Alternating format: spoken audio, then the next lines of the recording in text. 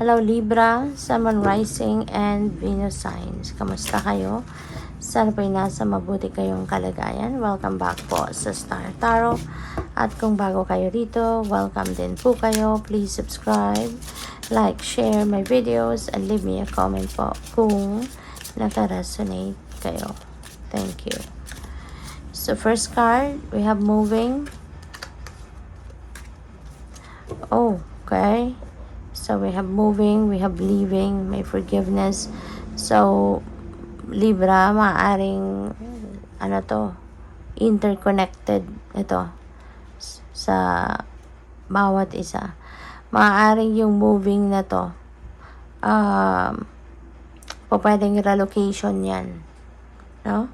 So some of you maybe moving to a different place, moving to a different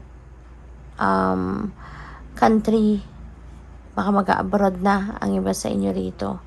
O pwede rin ang iba sa inyo dito maglilipat ng trabaho, maglilipat ng opisina, o pwedeng maglilipat ng place of residence, maglilipat ng bahay. Maybe you are moving out, no? Sa kung kunyari, baka nag-apartment kayo, umuupa kayo.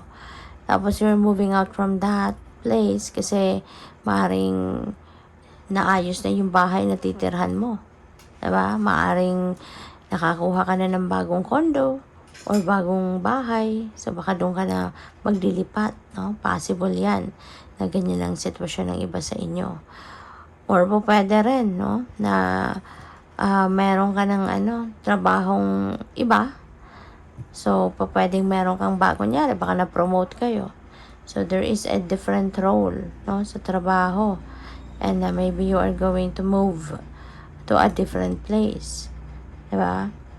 Pwedeng ganun din ang ganap dyan. Kaya, may moving na mangyayari. This is going to be travel-related, no, na sitwasyon. Or pwede yung trabaho ninyo, talagang you will be, baka yung trabaho ninyo, talagang that will require you to move here, move there, move a lot, diba? So, possible yan. So, with the living energy, so, for sure, para sa iba sa inyo, related yan dito. Kasi, possible na yung living na to, you're living a home, you're living a place, you're living pwedeng you're living a relationship, no? Pwedeng ganon. Baka mayroon ditong nagkaroon ng pwedeng temporaring paghihiwalay or maaaring paghihiwalay na, alam mo yun, hindi sigurado pa kung magkakabalikan pa ba, magkakaayos pa or what. So, maaaring ganon ang sitwasyon, no, ng living energy na ito. And, pero meron tayong forgiveness. So, pwedeng yung pag-iwan mo, kung meron kang ganitong sitwasyon na, kasi hindi ito para sa lahat. Kung meron kang ganitong sitwasyon sa pag-iwan mo ng karelasyon mo, diba? Maaari na kailangan mo lang muna na magpalamig, kailangan mo lang muna na mag-isip-isip, diba? Pero in the end, no, maaaring magpapatawad ka din. Papatawarin mo din ang person mo. At pwede, no, na magkabalikan, magkausap, magkaayos muli, no? So, kung related yan sa relasyon, pwedeng ganun ang sitwasyon dito. So, by the way, maraming salamat for subscribing. And if you haven't subscribed yet, subscribe na kayo. And also, maraming salamat for not skipping the ads. Malaking bagay po yan sa akin. And also, please click the join button sa baba ng video kung gusto po ninyo na mag-join kayo sa membership. Okay? Salamat.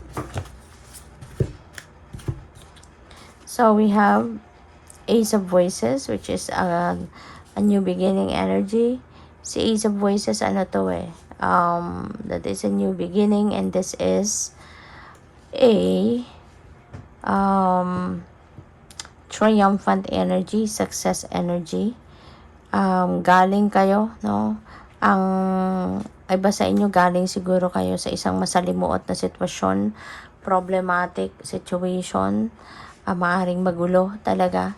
Pero dahil magkakaroon kayo ng epiphany, dahil papadalhan kayo ng universe ng enlightenment, ng clarity, 'di ba? So mababago itong sitwasyon na to. At kung ano man yung problemang ito na pinagdadaanan ninyo, you will be able to address it at magiging mas maayos, no, ang inyong sitwasyon. Magkakaroon ng linaw ang isip ninyo at kaya maaring maayos mo to at mapagtagumpayan mo, 'di ba, ang problemang ito. So that's why you will be able to start over again, 'di ba? Kasi maiintindihan mo din ang sitwasyon, maiintindihan mo yung lahat, maiintindihan mo yung kung bakit nangyari, 'di ba?